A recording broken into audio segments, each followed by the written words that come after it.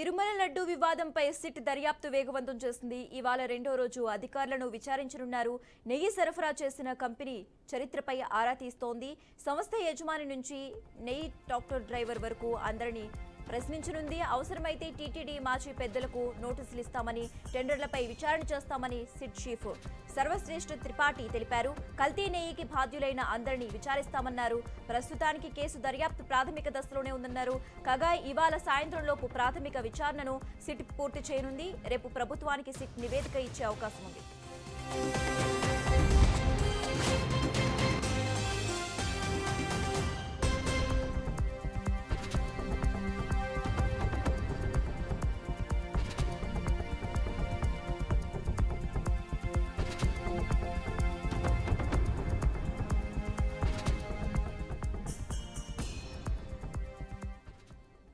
తిరుమల లడ్డు వివాదంపై సిట్ దర్యాప్తు వేగవంతం చేసింది. ఇవాళ రెండో రోజు అధికారులను విచారించనున్నారు.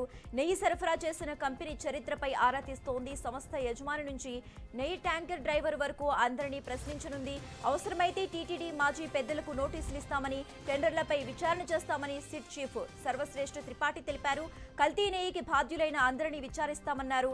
ప్రస్తుతానికి కేసు నమోదు ప్రాథమిక దర్యాప్తులోనే ఉందన్నారు. కాగా ఇవాళ సాయంత్రంలోపు ప్రాథమిక విచారణను సిట్ పూర్తి చేయనుంది. రేపు ప్రభుత్వానికి సిట్ నివేదిక ఇచ్చే అవకాశం ఉంది.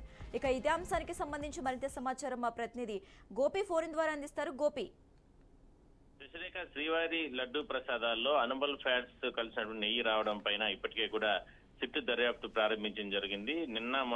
మొన్నంతా కూడా తిరుమలకి వెళ్లి శ్రీవారి ఆలయంలో వంటశాల లేదంటే లడ్డు ప్రసాదాలకు సంబంధించినటువంటి కోర్టులో పరిశీలన చేసి అక్కడ సిబ్బందితో కూడా మాట్లాడడం జరిగింది. వంటశాలలో పనిచేసేటటువంటి కుక్స్ కావచ్చు, లేదంటే వాళ్ళందరితో కూడా మాట్లాడడం జరిగింది. అయితే మొత్తం మీద నిన్నంతా కూడా తిరుపతి పోలీసు హెడ్ క్వార్టర్స్ ఉన్నటువంటి గెస్ట్ హౌస్ లో ప్రత్యేకంగా భేటీ అవ్వడం జరిగింది. సిట్ చీఫ్ త్రిపాఠితో పాటు ఉన్నటువంటి సభ్యులు 8 మంది కూడా పూర్తి స్థాయిలో దీనిపైన అంటే ఈ కేసుకు సంబంధించి ఏ విధంగా దర్యాప్తు ప్రారంభించాలి, ఎట్లా అనే దానిపైన పూర్తి స్థాయిలో అంటే భేటీ అవ్వడం జరిగింది. అయితే నిన్న మీడియాతో మాట్లాడుతూ కూడా కొన్ని ఆయన ఆసక్తికరమైన వ్యాఖ్యలు చేయడం జరిగింది. ఈ రకంగా అంటే ఇది 2 అంశాలపైన మేము ముందుకెళ్తున్నాం. ఒకటి, తిరుమల తిరుపతి దేవస్థానానికి ఉన్నటువంటి అంటే అప్రతిష్ట పాలు చేసే రకంగా కూడా ఈ వ్యవహారం నిర్వహించారు కాబట్టి ఆ రకంగా చర్యలు తీసుకుంటాం. మరోవైపు కోట్లాది మంది భక్తుల మనోభావాలతో దెబ్బతీసే విధంగా కూడా ఈ రకమైనటువంటి కల్తీ నెయ్యిని, అది కాకుండా అనిమల్స్ ఫ్యాట్స్ తో కలిసి తయారు చేసిన నెయ్యిని వాడారు కాబట్టి ఆ కోణాలలో కూడా దర్యాప్తు చేస్తాం. మొత్తం మీద తిరుపతి ఈస్ట్ పోలీస్ స్టేషన్ లో ఇప్పటికే కొన్ని సెక్షన్ల కింద కేసులు నమోదు చేశారు. ఆ రకంగా వాటిపైన దర్యాప్తు ప్రారంభిస్తున్నామని చెప్పడం జరిగింది. అయితే నిన్న సాయంత్రం కూడా టీటీడీకి సంబంధించి మార్కెటింగ్ సంబంధించి ఏదైతే అధికారులు ఉంటారో వాళ్ళందరినీ కూడా సిట్ పిలిపించుకుని వాళ్ళతో కూడా మాట్లాడడం జరిగింది. అసలు ఏంటి, ఎట్లా జరిగింది, ఎట్లా ఈ ప్రొక్యూర్మెంట్ కొనుగోలు చేస్తారు, లేదంటే టెండర్ల ప్రక్రియ ఎట్లా ప్రాసెస్ చేస్తారు, లేదంటే ఈ రకమైనటువంటి వాళ్ళతో కూడా భేటీ కూడా వాళ్ళతో కూడా కొన్ని వివరాలు సేకరించారు. నిన్న మధ్యాహ్నం కూడా ఈఓతో మాట్లాడడం జరిగింది. టెండర్ల ప్రక్రియకు సంబంధించి పెద్ద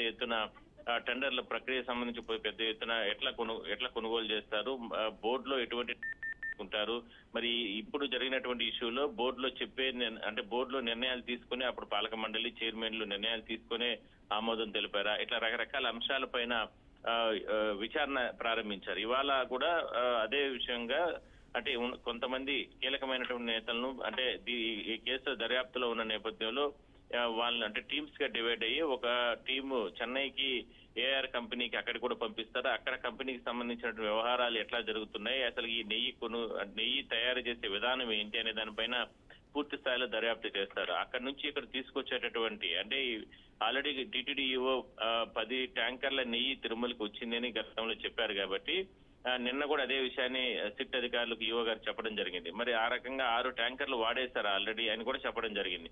మరి ఆ ట్యాంకర్లకు సంబంధించిన డ్రైవర్లు ఆ రోజు ఆ కంపెనీకి సంబంధించి వచ్చే సమయంలో అక్కడ లోడ్ చేసినటువంటి లేదంటే ప్రాసెసింగ్ లో అంటే కంపెనీ యూనిట్ లో ఉన్నటువంటి సిబ్బంది, ఆ రోజు తయారైనటువంటి నెయ్యికి సంబంధించినటువంటి అక్కడ సిబ్బంది వాళ్ళతో కూడా విచారణ జరుపుతారు. పూర్తి స్థాయిలో దర్యాప్తు అయిన తర్వాత ఇవాళ రేపటి లోపల ప్రాథమిక నివేదిక ప్రభుత్వానికి ఇస్తారు. అవసరం వస్తే మరో 2-3 రోజులు కూడా ఎక్స్టెన్షన్ చేసుకుని మరింత దర్యాప్తు అయితే ముందుకెళ్లే అవకాశం అయితే ఉంది. Okay, right. Thanks for updates Gopi.